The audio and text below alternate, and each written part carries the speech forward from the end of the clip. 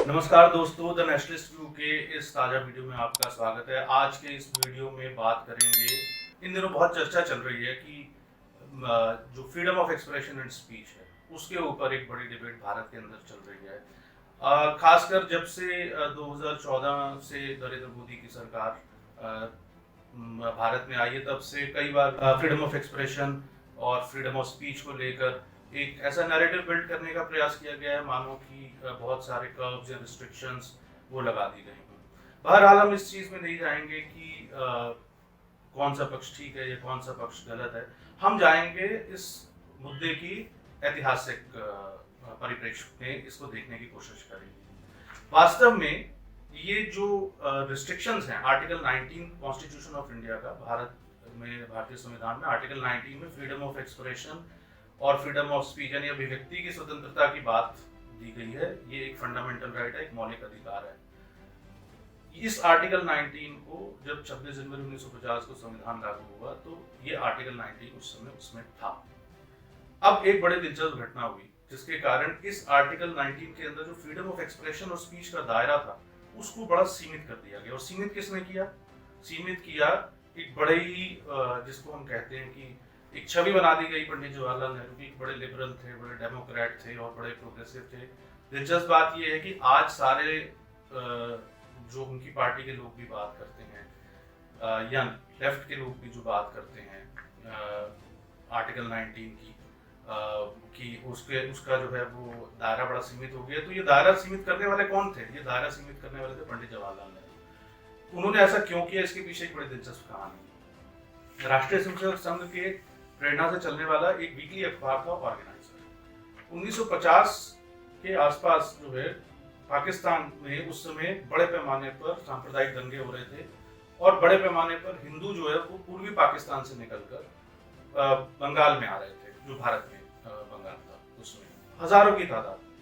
Organiser इसको लेकर लगातार बड़े आलोचनात्मक लेख, बड़े ही जिसको आप कहते हैं कि क्रिटिसाइज करने वाले आर्टिकल्स लिख रहा था पंडित नेहरू से ये बर्दाश्त नहीं हुआ।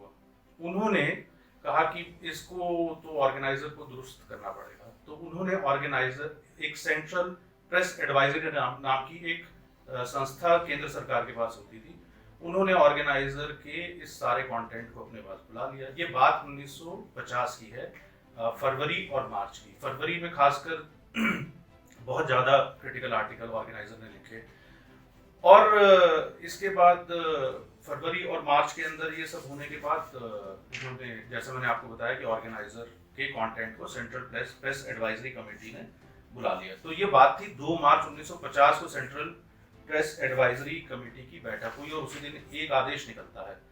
आदेश ये था कि एक प्री सेंसरशिप ऑर्डर, एक तरीके से एक सेंसरशिप लगाने वाला जिसको आप कहते हैं, ऑर्डर पास किया गया। और बड़ा दिलचस्प ऑर्डर था कि अगर ऑर्गेनाइजर के एडिटर और पब्लिशर इनको, अगर वो पाकिस्तान से संबंधित या हिंदुओं से संबंधित या हिंदुओं पर होने वाले अत्याचारों से संबंधित कोई भी सामग्री प्रकाशित करवाने से पहले केंद्र सरकार के पास जमा करवाएंगे और अगर केंद्र सरकार अप्रूव करेगी तो वो उसको प्रकाशित कर सकते हैं, नहीं तो नहीं कर सकते। ये पंडित नेहरू की जो सरकार थी उसकी सेंट्रल प्रेस एडवाइजरी कमेटी ने निर्णय लिया। और जिस दिन बैठक हुई, जल्दबाजी देखिए आप इतनी थी कि उसी दिन दिल्ली के चीफ कमिश्नर ने प्री सेंसरशिप का ऑर्डर कर दिया। और ये प्री सेंसरशिप का ऑर्डर किस कानून के तहत किया गया?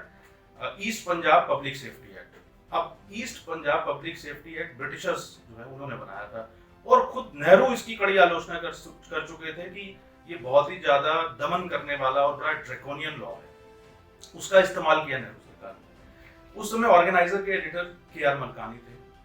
के.आर. मलकानी और जो उनके पब्लिशर थे श्री ब्रिजभूषण जी, वो लोग सुप्रीम कोर्ट चले गए 10 अप्रैल 1950 को। और 10 अप्रैल 1950 को उन्होंने कहा कि ये जो ऑर्डर है इल्लीगल है, हम इसको चुनौती देना चाहते हैं। बहरहाल सुनवाई हुई और पूरे देश में एक बहस इसके ऊपर खड़ी हो गई। और ये बहस खड़ी होने के बाद 26 मई 1950 को निर्णय आता है और ये निर्णय सुप्रीम कोर्ट ने ऑर्गेनाइजर के पक्ष में दिया। नेहरू सरकार पराजित हुई सुप्रीम कोर्ट में। अब इस बात को लेकर इतनी तीखी प्रतिक्रिया नेहरू सरकार ने दी और खुद पंडित जवाहरलाल नेहरू इतने ज्यादा इस बात को लेकर लगता है कि वो हो गए थे, परेशान हो गए थे और उन्होंने इसको कहते हैं कि ये उनके अहम को भी जो है वो ठेस थी। तो उन्होंने क्या कहा, मैं आगे जाने से पहले का आपको दिलचस्प बात बताता हूँ। 1950 में संविधान लागू हुआ था, वो अंतरिम सरकार थी, पहला आम चुनाव नहीं हुआ था, इसलिए नेहरू सरकार को कोई नैतिक अधिकार नहीं था कि वो कॉन्स्टिट्यूशन के अंदर अमेंडमेंट करे। लेकिन एक संविधान का जो पहला संशोधन नेहरू 1951 में लेकर आए, अंतरिम सरकार के रूप में लेकर आए। अभी वो इलेक्टेड गवर्नमेंट भी नहीं थी उस तरीके से, पहले आम चुनाव देश के होने बाकी थे। और अभी आप ये कह सकते हैं कि 2 साल से भी कम समय में, बल्कि 1.5 साल के आसपास ही अभी नए संविधान को लागू किए हुए हुआ था, और उन्होंने उसके अंदर पहला संशोधन लाकर आर्टिकल 19 में बदलाव किया, रिस्ट्रिक्शंस बढ़ा दी। और ये जो रिस्ट्रिक्शंस उन्होंने बढ़ाई, उसकी वजह से आज हम देखते हैं कि एक शब्द है पब्लिक ऑर्डर। आर्टिकल 19 के अंदर जो फ्रीडम ऑफ एक्सप्रेशन पर रिस्ट्रिक्शंस लगी हुई थी, उसमें पब्लिक ऑर्डर नाम का शब्द उस समय नहीं था। ये संविधान के पहले संशोधन के माध्यम से नेहरू सरकार ने ये शब्द वहां पर लगाया, ताकि इस फ्रीडम ऑफ एक्सप्रेशन को जो है, अभिव्यक्ति की स्वतंत्रता को जो है वो सीमित किया जा सके, अपने क्रिटिक्स को चुप करवाया जा सके। दिलचस्प बात यह है कि कांग्रेस के अंदर भी इस बात का बड़ा भारी विरोध था, कांग्रेस के बाहर भी इस बात का जो है बड़ा भारी विरोध था, मीडिया में भी बड़ा भारी विरोध था। लेकिन नेहरू अपनी बात पर अड़े रहे। उन्होंने जबरदस्ती, कई सांसदों ने उनसे ये बात कही कि हम अंतरात्मा की आवाज पर वोट करना चाहते हैं और हम इससे सहमत नहीं है। ये सब बातें ऑन रिकॉर्ड है, अवेलेबल है रिकॉर्ड्स में, और कहाँ अवेलेबल है ये भी मैं अभी आपको बताऊंगा वीडियो के अंत में। तो ये, लेकिन नेहरू नहीं माने, अपनी जिद पर अड़े रहे, और भारत में जो अभिव्यक्ति की स्वतंत्रता थी उसको सीमित करने के लिए संविधान का पहला संशोधन 10 मई 1951 को उन्होंने इसे मूव किया पार्लियामेंट, और 18 जून 1951 को ये पास हुआ।